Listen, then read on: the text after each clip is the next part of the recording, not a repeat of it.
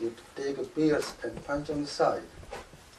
There's a possibility that he is dead or he is deeply unconscious for hanging for such a long time and he lost the control. Let's go a step further. The person who has pierced his side, what is his wording on this one? He says, watch the person who has just pierced. He has still some doubt that he is not dead, but he's a keep an eye on him. Like it's something not normal, that if somebody is dead, you just leave it and you walk away. But in this case, one of the soldiers still says that keep an eye on the person we have just pierced. Now go to the next one. There are still chances that he's dead. I'm not disputing that part because it goes the both way. But there are benefit of doubts now because the whole event, the way it starts, he gave up the ghost, he bowed his head, never used the word he died. So these are giving us some indication that there are both possibilities. He died or he went into deep coma, like if you hang somebody for such a long time, that all the blood go to your extremities, from your arms, and the heart starts working very slowly. So there are both possibilities. Now the word used over here, when somebody dies, we know it takes 5 to 8 minutes that the blood solidified. Blood can come out, yes, but to gush out or to rush out is a different phenomenon that the heart must be pumping. Because I'm a pharmacist, maybe we have some doctors here. That is the reason that blood can flow out, yes. But to come out like that, there is a sign. Let's go further on that. Joseph the Ahmadiyya, he was very much surprised on the whole issue that how this happened, because he planned, because he knew that Jesus was from God. There's no way he had any doubt in that. But his hand was tied up. The Pilate hands were tied up, that he must give a verdict for the Jesus, because the Jews were crying over there, his sin is on us, on our children, on our grandchildren. So they left no room for him to give him benefit of doubt, and they want, because they think he was a criminal in the law of the Sharia, in the law of the book, he should be hanged. Otherwise, Jews can kill him anytime they want. When he was outside of the town, inside of the town, killing is not a problem. But crucifixion was the verdict they wanted. Make sure, two things. One, God forbid that his birth is a curse from God. Let's make his death as a curse, so we'll be sure on the day of judgment that he was not from God. That was the reason for the crucifixion in case of Jesus. Now, after Joseph Ahmadiyya being a disciple of Jesus, but secretly for the fear of the Jews, very, very unavoidable understanding is why they have to do something in secret. What is the fact that he died?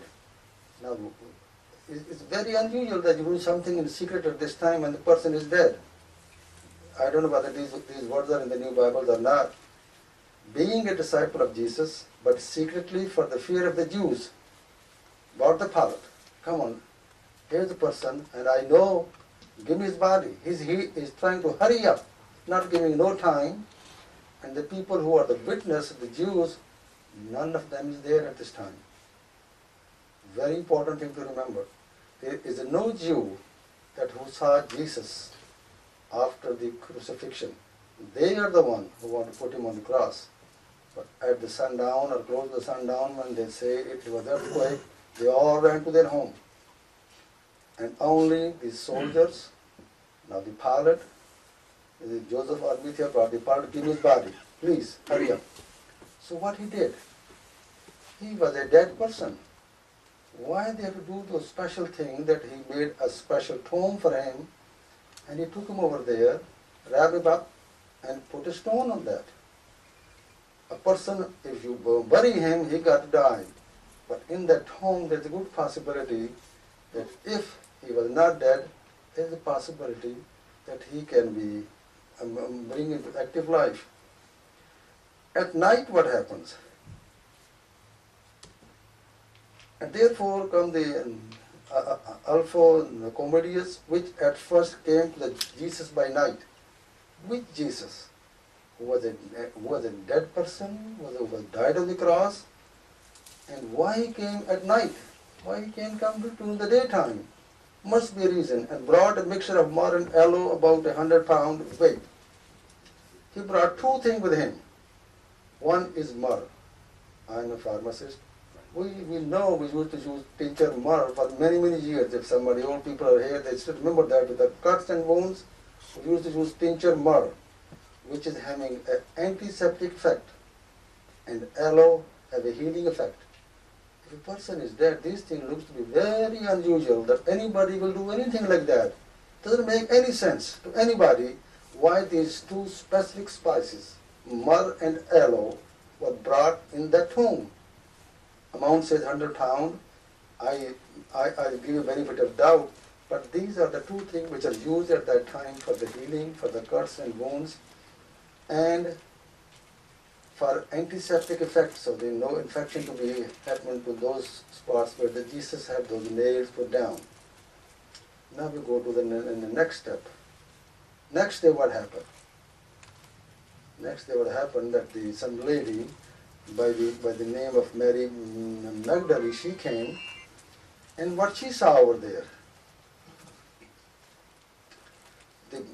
all four different Bibles talk about that incident in a very different way.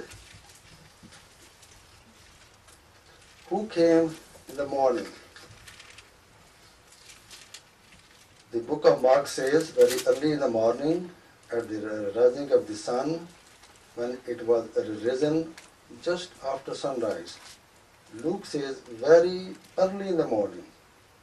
John says when it was yet dark. Who were the women? It was only one person, two person, three person who came early in the morning. Matthew says, chapter 28 verse 1, Mary Magdalene and other Mary. Mark says Mary Magdalene, the mother of James and Salome. Luke says Mary Magdalene, Joanna, Mary the mother of James, and the other woman. John says only one person, that was Mary Magdalene. So these are the four Gospels who are giving us a picture that who went there early in the morning. There was one woman, two women, three women. Everybody is telling us a different story. Not any specific that only one person went over there. What was their purpose to go to that tomb? Matthew says in the chapter 28 verse 1, to see the tomb. Mark says had already seen the tomb, bought the spices. That is verse 16, chapter 16 verse 1. Luke says had already seen the tomb, bought the spices. John says the body had already been spiced before they arrived. So basically what they are telling us that they have done something to the body of Jesus. They put those ointment or cream or the myrrh or aloe, whichever the form, whichever the possibility at that time which were available to them, they did. Was the tomb open when they arrived? Mark says in chapter 16 verse 4, yes. Luke says yes. John says yes. Who was at the tomb when they arrived? This is very important. When they arrived to his tomb, who was there? Mark says one angel. Only one angel was sitting. Chapter 28 verse 2 to 7. Mark says, Matthew says one angel. Mark says one young man. Luke says two men. So either it is one or two. Then John says two angels. Chapter 20 verse 12. Where were these messengers situated? Matthew says angels sitting on the stone. Chapter 28 verse 2. Mark says young man sitting inside on the right. So one is saying that he is outside sitting on the stone. Next says he was sitting inside the tomb. And Luke says two men standing inside.